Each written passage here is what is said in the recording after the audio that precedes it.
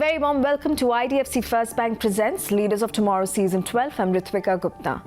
Today we are focusing on the manufacturing sector here in India as well as talking beauty and much more on the show. In the first segment, I'm in conversation with Pradeep Misra, Chairman and Managing Director REPL, and in the second segment, a conversation with Rishabh Sethia, Co-founder, Director and Business Administrator, Mars Cosmetics. Listen in.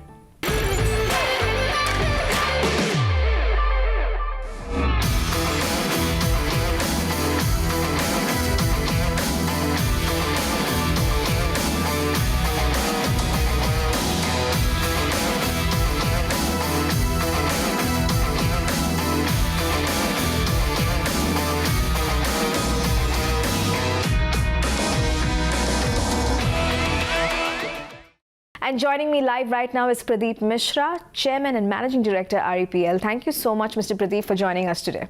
Thank you.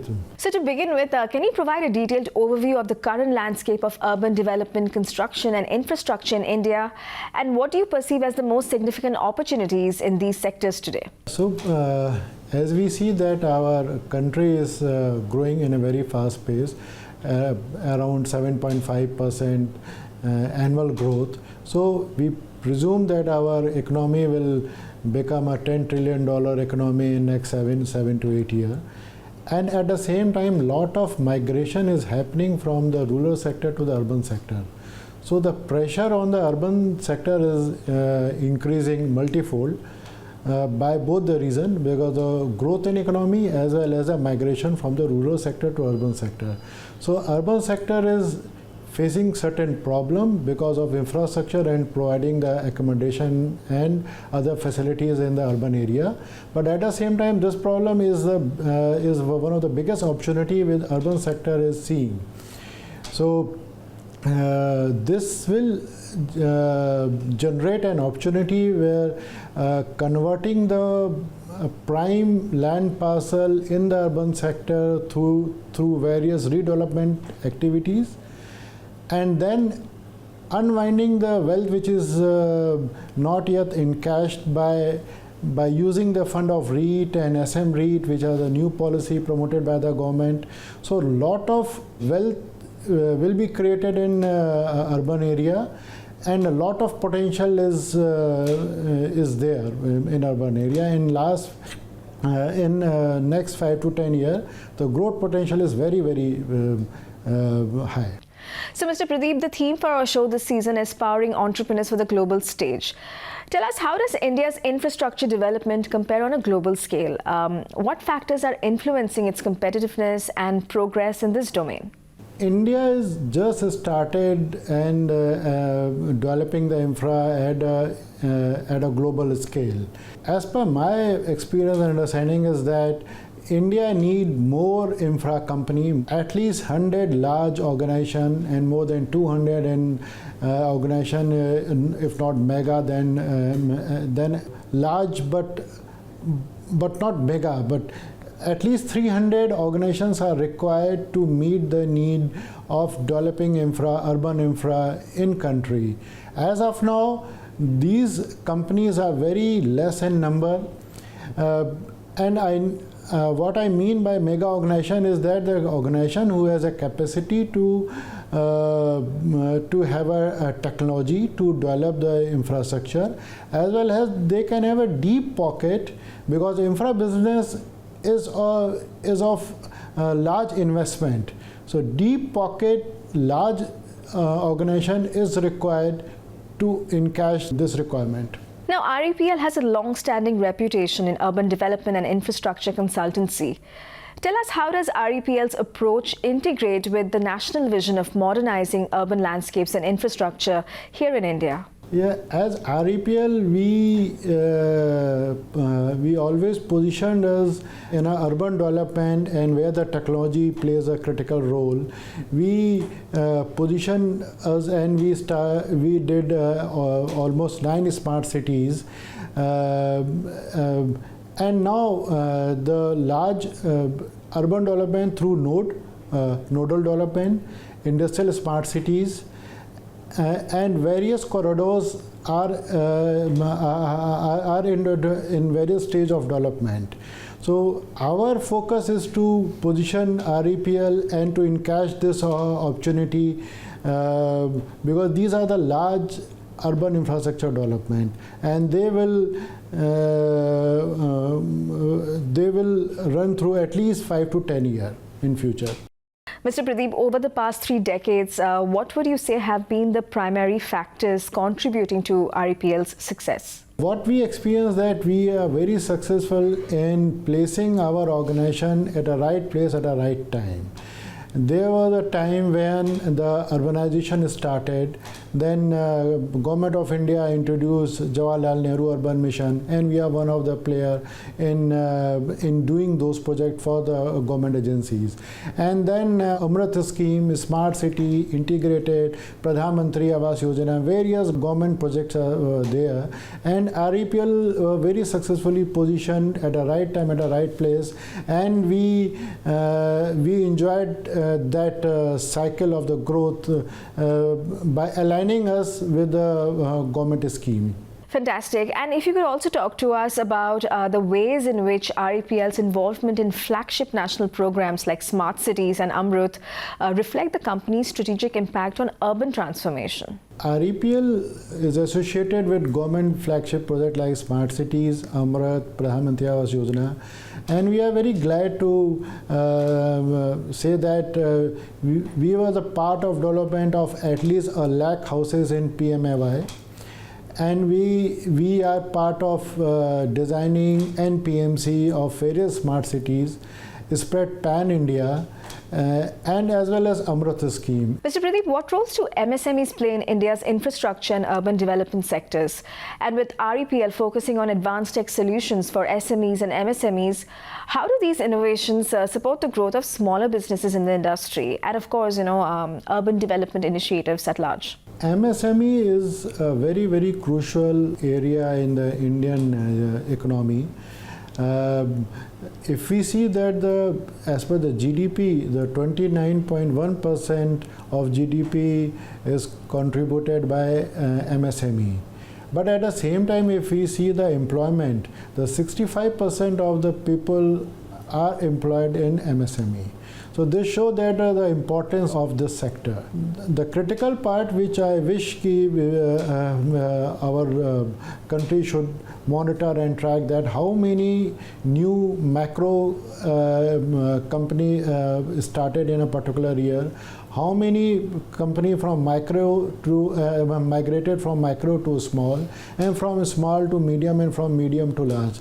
This transition from one level to another level is the large growth cycle, and the wealth can be distributed at the very ground level through micro and small industry. If the growth of industry can be tracked and pushed by various government schemes and policies. Right. So to help this migration from micro to small and small to medium, REPL to its subsidiary RIPL, where we deal in technology, we developed our own ERP for the small companies, small industries, which help them in migrating their operational and optimizing their operational efficiency from micro to small at a very, very small price. So as the founder and CMD of REPL, a company that has grown from its inception to having a pan-India presence and now global reach, what advice would you have for Indian entrepreneurs who want to make a mark on the global stage? The change is the constant and the change is happening very fast. Post 2000, when the economy is largely governed by the technology and the net, the change happening in the industry is so fast that to cope with that and to keep growing is a key factor. So my advice is to always keep organization tech savvy and keep changing with the change of time, and try to position your product and organization looking into the domestic as well as the international business environment, at a right time, at a right position. So these are the three critical points which I wish people can use and enjoy the growth. Fantastic. And looking forward, what is REPL's strategic vision for the future in urban development and infrastructure? And what goals do you aim to achieve in the coming years? So my personal target is that since the Indian economy is one of the large, fastest growing economy in the world, and this is the right time for all entrepreneurs in the country to grow fast. And for the small and medium enterprise, this is a very optimum time to make a giant leap. And for that, REPL is trying to focus on two parts. One is a new scheme launched by the SEBI is SM REIT. We want to encash that part and increase our growth story, add new vertical in organization, as well as the geoengineering, which is going to be one of the most crucial part in the construction industry. Well, it was a pleasure chatting with you, Mr. Pradeep. Thank you so much for your time. Thank you very much. It's time for a quick break here. On the other side, we are focusing on the beauty industry and bringing you a chat with an emerging cosmetics brand in India, Mars Cosmetics. We'll be back shortly. Stay tuned.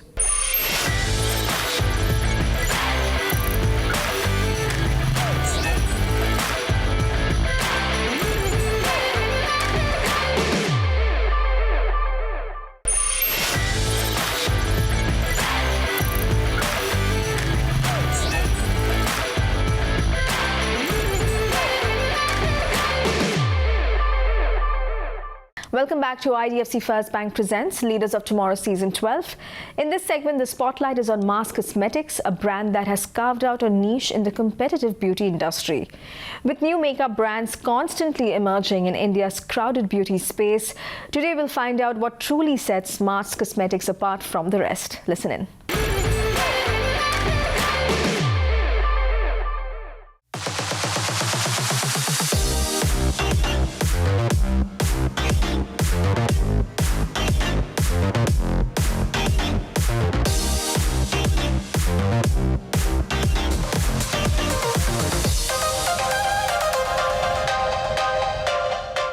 I'm now joined by Rishabh Sethia of Mars Cosmetics. Hi Rishabh, pleasure to have you on the show today.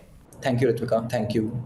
So I'd like to kickstart this interview with the backstory. With so many cosmetic brands already in the market, what inspired you to start Mars Cosmetics? What was the core idea or vision behind launching a new makeup brand? Sure. So this brand was started by my father back in 2014. I joined in 2020. The main idea is to make makeup products more accessible to a very large part of our society, to make it accessible for good quality products, accessible for everyone to use. And that is what our vision is. We want to provide best value to our consumers. India is not just the India that we see in tier 1 cities. It goes much beyond that, and right now we are only catering to a fragment of the India that we envision to cater to. So it is, as we say, we strive to be. Our tagline is makeup for everyone. So Rishabh, when transitioning from offline retail to having an online D2C model, tell us what were the key initial challenges that you faced? Sure. So back in the day, my father mostly relied on the wholesale channel for sales. When I joined and my brother also joined in 2020, what we did was our first step was rebranding the entire brand, and post that we started our D2C journey. Initially, D2C journey, obviously, it needs time to have some traction and gain momentum. But the biggest challenge, to be very honest, in a D2C environment is doing it in a very cost-optimized manner, because customer acquisition cost can rise very quickly. So that controlling marketing cost, as well as keeping the product very affordable, keeping the marketing optimized, was the biggest challenge and continues to be the biggest challenge. Now, given the intense competition from homegrown brands as well as established international brands, What strategies has Mars Cosmetics adopted to differentiate itself and capture market share? So first is our like product supply chain strategy. Okay. We believe uh, that like we have optimized our supply chain to a very extreme level of say optimization, because a majority of like most of the cost of a cosmetic product, a very large amount goes into packaging, and when we source it in bulk, and if the quantity is very high, the cost goes down a lot. So one is supply chain efficiency, second being the marketing efficiency. We have from initial days relied heavily on influencer marketing, on word of mouth, and we continue to do so even now. So social media has played a very very big role in our journey, and it is a very targeted and a cost optimized manner of marketing for us. So these two have been a very big differentiator.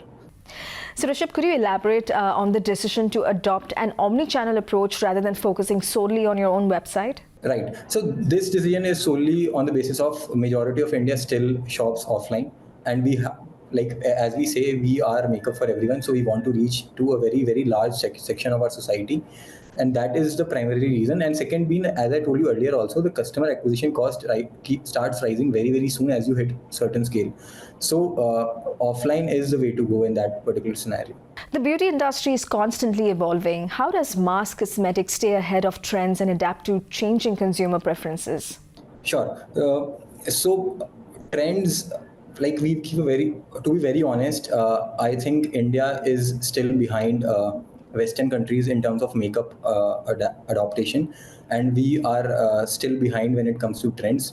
Reason being, India started relying on makeup much later than what Western countries did, and the penetration is also much lower than Western countries.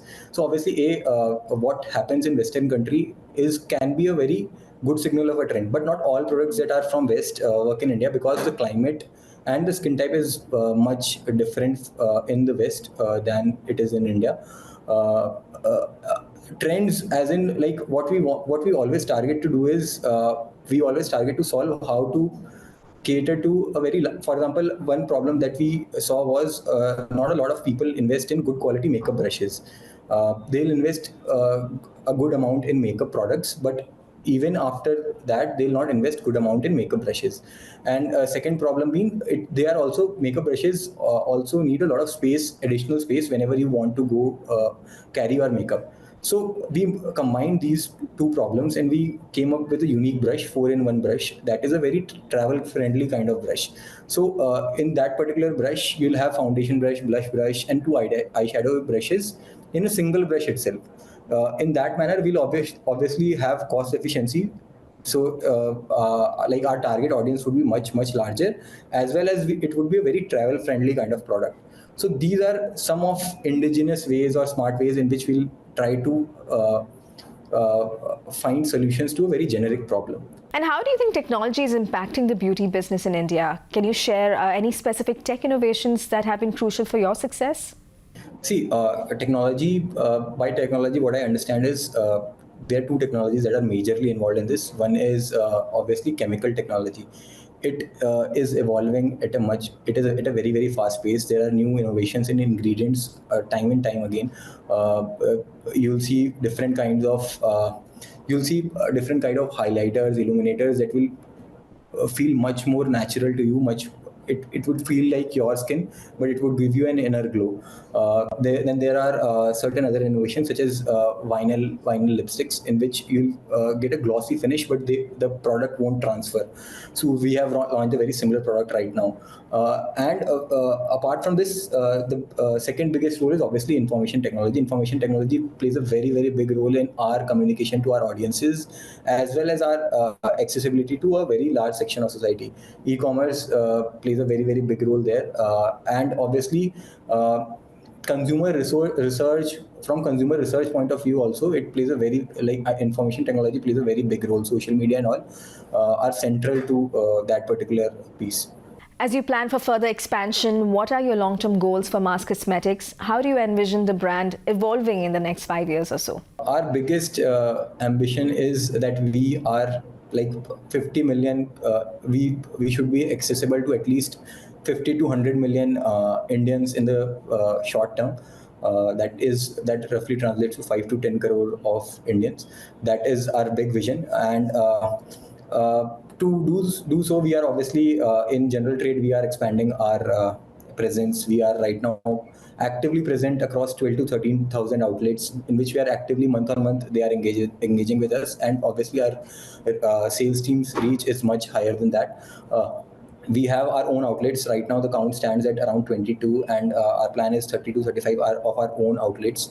And obviously online we are investing a lot in marketing to different audiences, different niches. We are using vernacular influencers a lot. We are using different sort of regional influencers, different genre of influencers. So obviously communication to a very large part of our society, so that our products could be accessible to most of the people. So this is our big vision, and we are slowly making some strides towards that. Fantastic. And finally, our show focuses on MSMEs. As an emerging brand in the beauty industry, where do you believe are the biggest opportunities for small independent businesses in India's beauty market? To be very honest, right now, if it is a very, very cluttered space. Beauty industry is a very, very cluttered space after success of successful listing of a couple of beauty startups, and so much of VC investing. It is becoming very, very difficult to find white spaces. That being said, beauty is still a very, very fragmented business, and anyone can find an opportunity for themselves also, especially makeup. Even if you see it in West or be it in India, it remains to be a very, very fragmented section, with even the leading brand not having market share of more than 20-25%. So it would continue to remain so, because it is kind of a fashion product, and there are certain local variations that you could make of certain products basis local climate conditions and local skin types, or other local preferences. This is, I would feel, the biggest space. Skincare is again very, very cluttered. There are bunch of startups in skincare as well, and a lot of them being VC funded. Is very difficult to do a business in a sustainable manner in that territory also. One section in which I find there might be some space is might be hair care, in which we'd like to see certain Indian brands. There might be a space for that, but in skincare particularly, it is very, very crowded. And in makeup, you can find an opportunity to be a small player, but it is very, very difficult to be a market leader, is what I feel. It was good to have you on the show, Rishabh. Thank you so much for joining us. Thank you, Ritwika. Thank you. With that, it's a wrap on this edition of IDFC First Bank Presents Leaders of Tomorrow Season 12. We hope you enjoyed the conversations. Thank you for watching. Goodbye.